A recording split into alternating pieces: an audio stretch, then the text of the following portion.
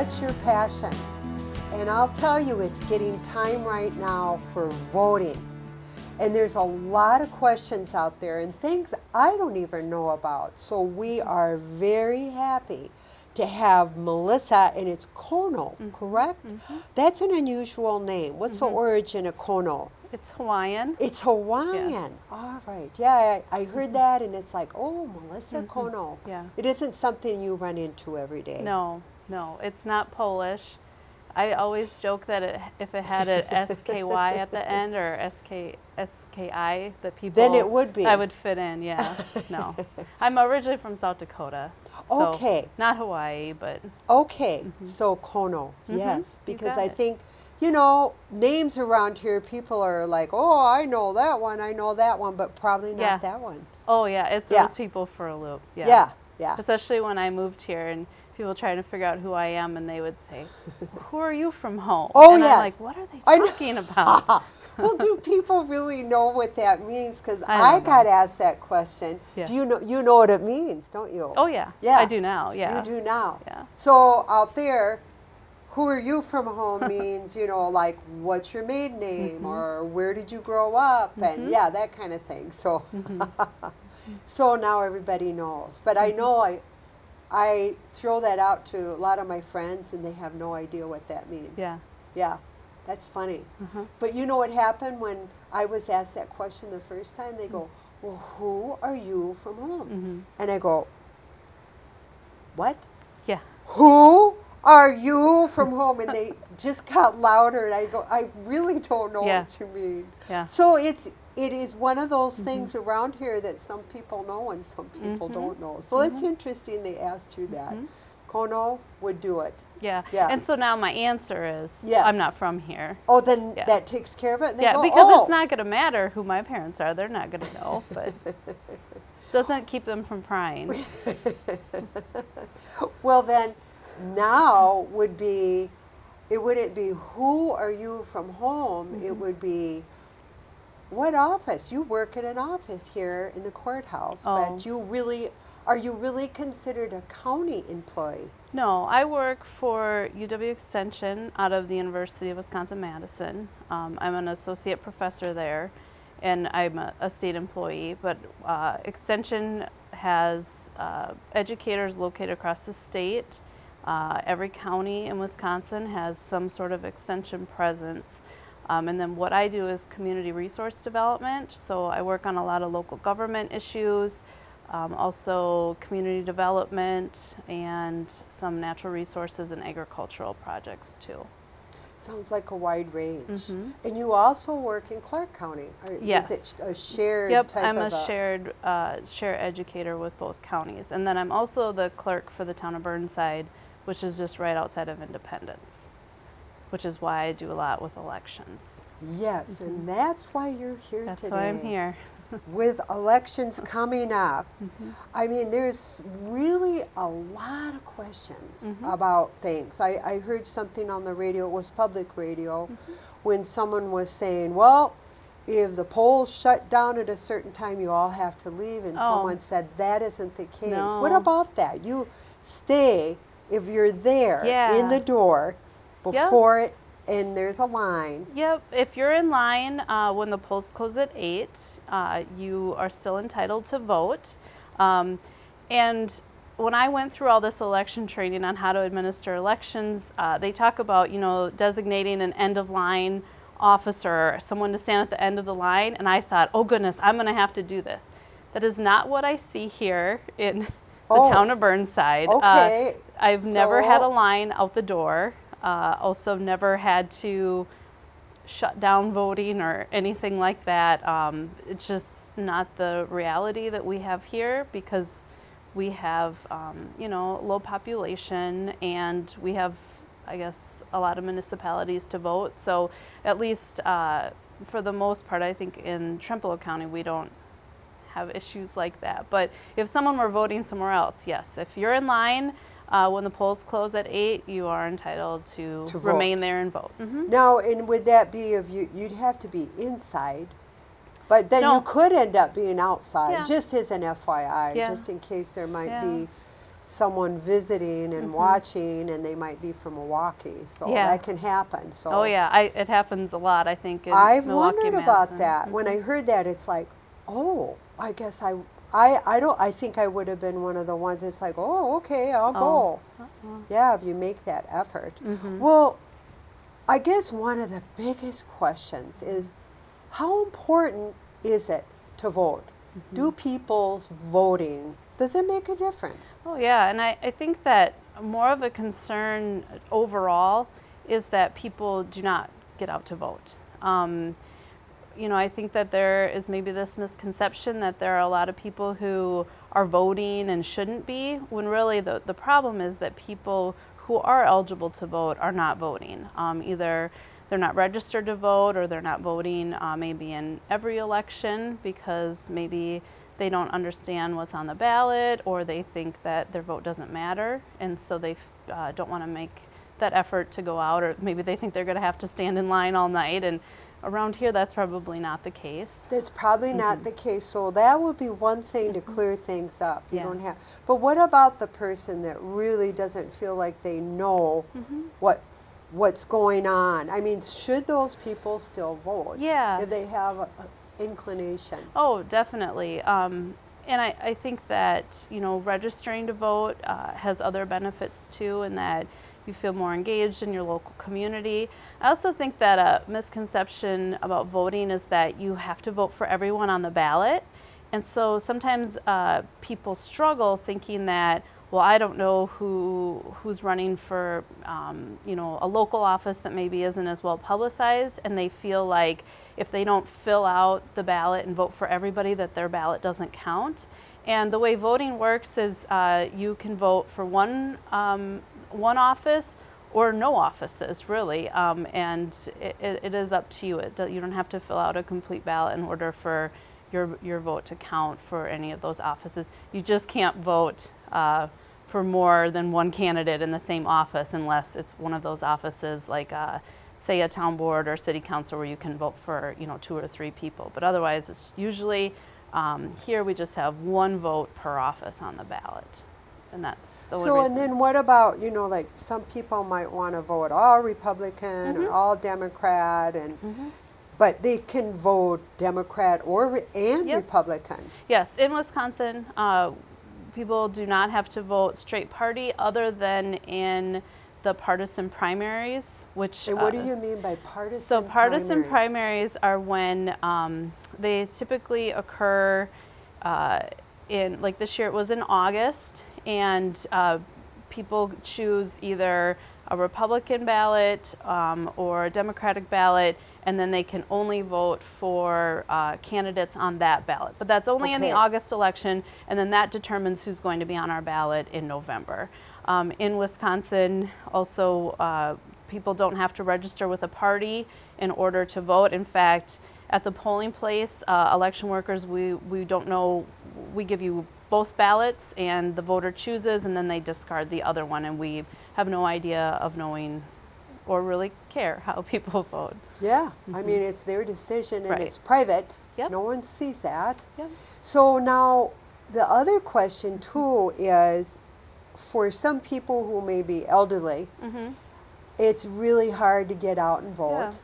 And they may not have a driver's license or identification. What kinds of other identifications besides a driver's license could people bring in? What's a little confusing is that there are documents that can be used to register to vote, and then Wisconsin does require a photo ID be used when casting a ballot. So when it comes to photo ID concerns, if a voter does not have a driver's license, because maybe they're elderly and not driving anymore, Wisconsin DMV does issue a voter ID card. However, the DMV will only issue one DMV product. So if someone has a driver's license, they can't have both. No. Oh. Yeah, so you either have a driver's license, or everyone is entitled to a free of cost voter ID card. That's what I was going to ask. Is there a charge to that? Not the voter ID card, no. Okay. other than the cost of getting to the DMV, which in a rural area, they have limited days and hours too. It's not something that you can just walk up to anytime to get that. You know, it is a challenge, especially if somebody doesn't drive. It can be a challenge to get to the DMV for that free card. Because that is, there was a story that I heard, of course, on public radio. I listened to that quite a bit about this elderly woman who actually had voted in the Jim Crow days, and that was a long, long time ago. And she was 92, and she had to go to 11 different places to finally get an ID. But it really doesn't sound like in Wisconsin it should be that complicated. I would hope not. And the other thing that I would mention too, for those who maybe can't get to the polls, is the option of an absentee ballot. The elderly, if someone confirms that they are elderly or otherwise not able to make it to the polls due to age or physical disability, they can request an absentee ballot, and they do not need to provide a photo ID when they request that absentee ballot. And does that come to their home then? Yep. So if they are a registered voter with that municipality, then they can request an absentee ballot. And people can request an absentee ballot for any reason. They don't have to give a reason. It doesn't have to be because they're on vacation that day. Every Wisconsin voter is entitled to an absentee ballot. So if somebody is concerned that they might not be around or might not make it to the polls, then they can request an absentee ballot. However, it does take a little bit of time because That's what I was gonna it's ask. mailed out and then you mail it back, and really here you should at least plan for 10 days minimum for something Okay. like that. So that's a good thing to know. They can So- request one right up until the weekend before. They can vote in person with their municipal clerk. It's called in-person absentee voting, which sounds a little convoluted, but Yeah. that's open now, that someone could stop in with their municipal clerk and cast their ballot, and then their ballot would be counted on election night with all the others. So That is good to know. I Yeah. didn't know that. So when they come in, then do they need an ID? yes. They need an ID. But if Yep. they don't come in, they don't No, need an if ID. they are, if they certify that they are elderly or otherwise disabled, I think Disabled. there's some language on there. But otherwise, a voter would need to provide a copy of that photo ID with Okay. an absentee ballot. All yeah. right. It's not a way to get around the photo ID requirements. But I think but for a person that's elderly, that would really be another option, and Yeah. that's nice, or a person with a disability. Right. Have you done any research or found out the biggest reason why people aren't voting? Do you know what I don't mean to put you on the spot on Yeah. that, but there's got to be a certain pattern, and Yeah. even maybe a pattern. Are we seeing more people voting now, or are there people getting more involved? I guess that would be another question. I do hear people say that they didn't vote or they're not going to vote because they feel that their vote doesn't matter. So, you know, and that's concerning to me, that they think that their voice, you know, is unimportant. I don't know how much of a factor these barriers that we talked about are. I think a lot of times maybe people don't always know it's election day when it's, you know, not a presidential election year, or maybe like a midterm year like this year. There is a lot of publicity, but maybe with these more local elections, people maybe there's not the excitement there that there is with a presidential race, or maybe they don't know the candidates or feel like engaged. And I always tell people that there's a lot of turnout in presidential election years, although not as much as there could be. But really, the choices that go on at the local level probably have more of an impact on us than some of the decisions made And higher it's very up. important, very important with Yeah. all the things that are going on in our communities. But I mean, school districts and county boards, I mean, how our tax dollars are spent at the local level is really important. And, you know, we have really low turnout typically for those types of elections that are held, you know, in February or April, and not really on people's radars and not on the national news. No, they're not. But how can people get better informed? I mean, how is it? I mean, maybe someone's out there now saying, well, what can I do to understand it more or know more about it? Yeah. Well, we are having a candidates forum here on TCC Tuesday night. We will have all the candidates from U.S. Congressman Ron Kind and his challenger Steve Toft, State Senate, State Assembly, Trempealeau County District Attorney, and Trempealeau County Sheriff will all be here, and we will. Wonderful. Yeah, we'll ask Tune a series of in questions. then. When will that be? I wonder. It'll be live from 6 to 9 on Tuesday night, October 16th, and then it will October also 16th. run a Okay. couple times during the week and over the weekend. Oh, good. Yeah. What a wonderful way to have a face-to-face. Yeah. Because a lot of times people don't necessarily even get by the paper. Oh, yeah.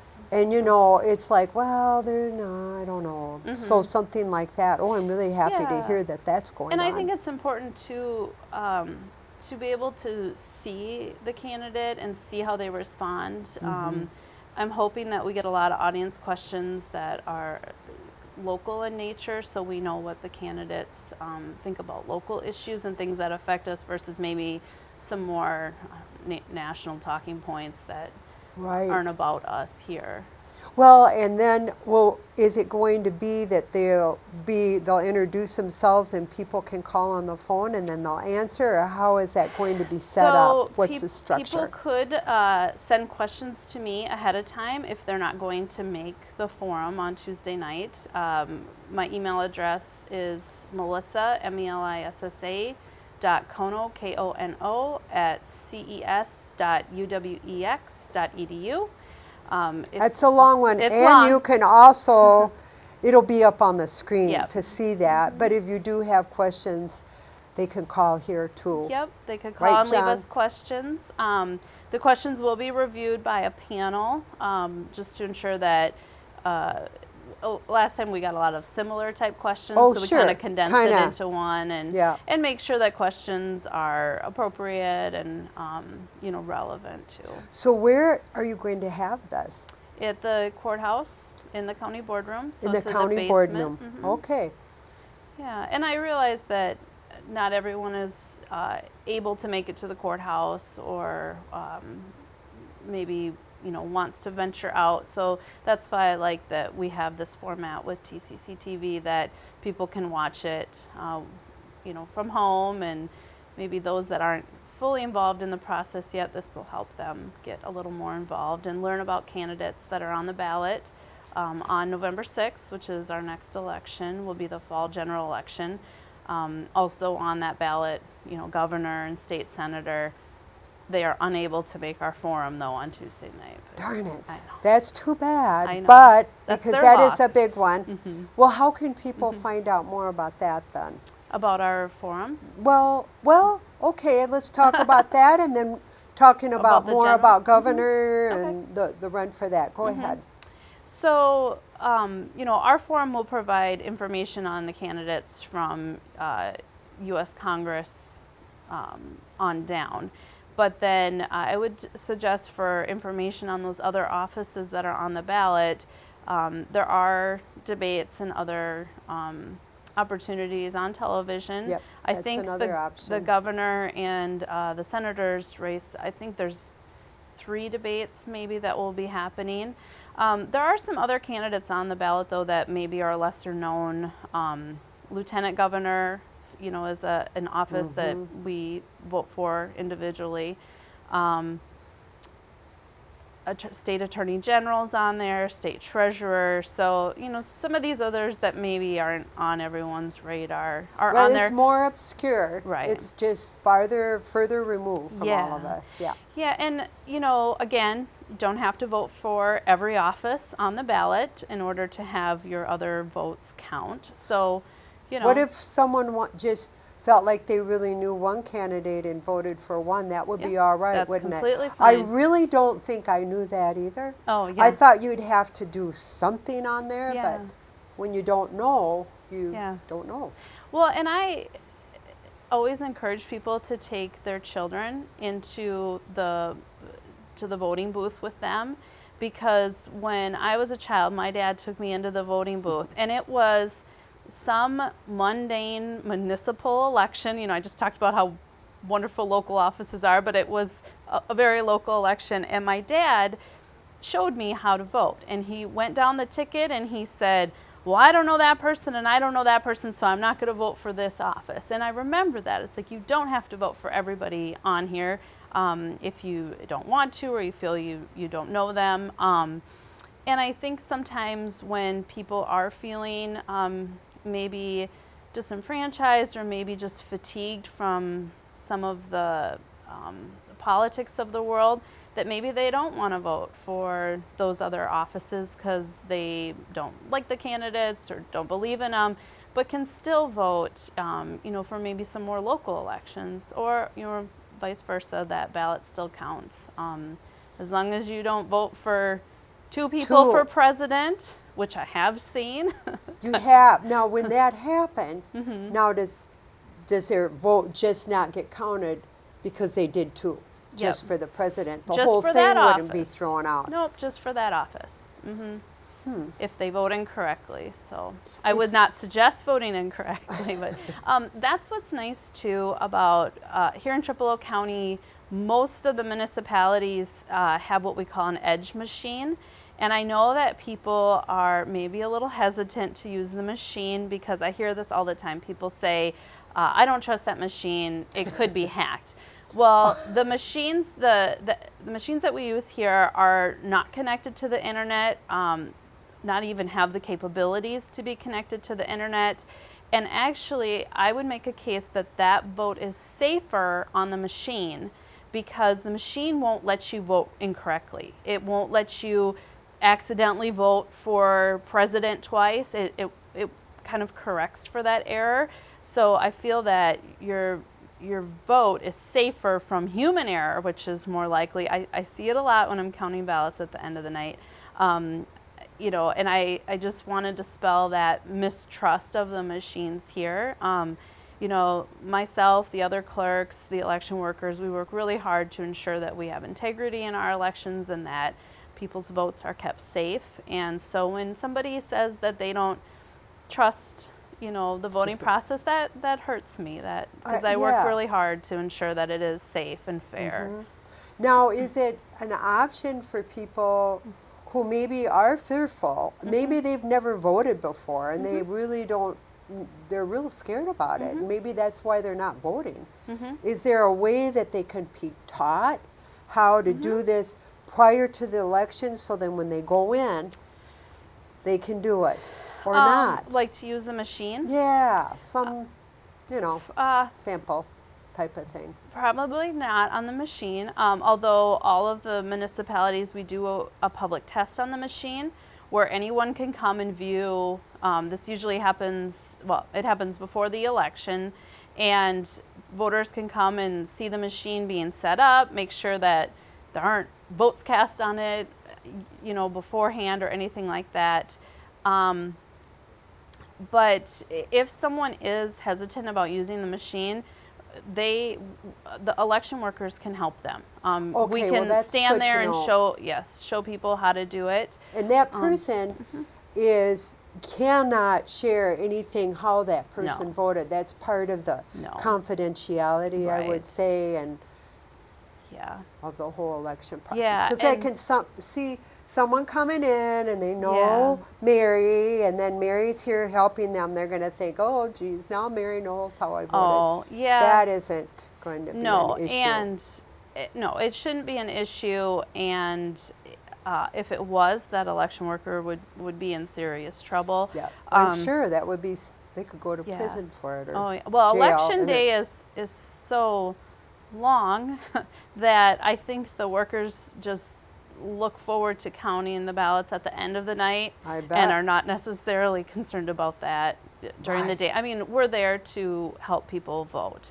And so I wouldn't worry about that. And also, even if we were showing them an example or something, that we could say, oh, this is what you do, and then we could clear it out, and that would be for that person to Because they're vote. there to help do that right there. I mean, I know that I've done it. It's like, wait, what did I not do? And then they came around the corner, and yeah, that worked out really well. If a voter needs help, it is perfectly fine to bring a friend or a spouse into the booth to help them complete a ballot. If somebody maybe has trouble reading or maybe has trouble seeing, that's fine.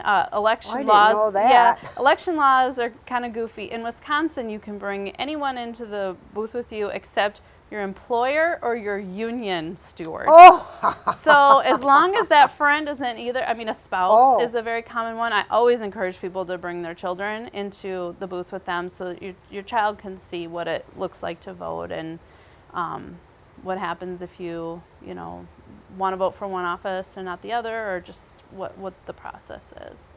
that's a great idea about bringing your children. And I suppose you could, if you don't have children around, you might have grandchildren around, even bringing Oh, them yeah. in. That would be Yeah. good as grandparents. And getting the sense of the importance of it, because a lot of times that relationship with your parent isn't as good as yours. Yeah.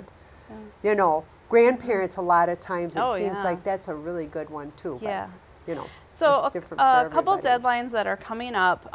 People who have a driver's license with their current address on it can register to vote online if they're not already registered. They have up until October 17th to do that. It's coming up. Otherwise, in Wisconsin, people can register up until election day, on election day at the polls. Or they can register ahead of time with their municipal clerk.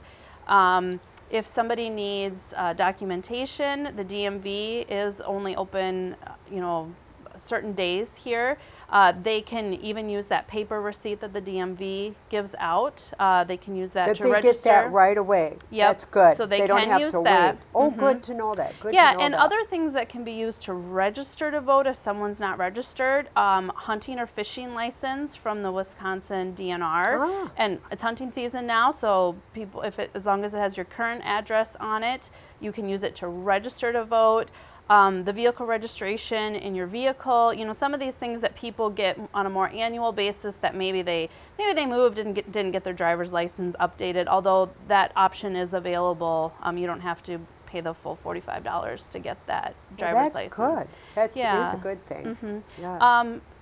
Photo ID, people do need to bring a photo ID to the polls in order to vote. So a driver's license, a student ID card from a Wisconsin school can be used. Those are a little more limited. Veterans ID card can also be used, but polls are open. Polls 7 are a.m. open, to 8 p.m. and people should be looking for that open forum that you're Yep. going to have here at the Yes. courthouse. And again, that date is October 16th. October 16th. So, and that is 6 to 9, did you 6 to say? 9 p.m. 6 to 9 p.m. So we'd like to say thank you for listening, and it's really important to get out and vote. Even if you don't know all the candidates, you can skip one. So there we go. Until next time, we'll see you again.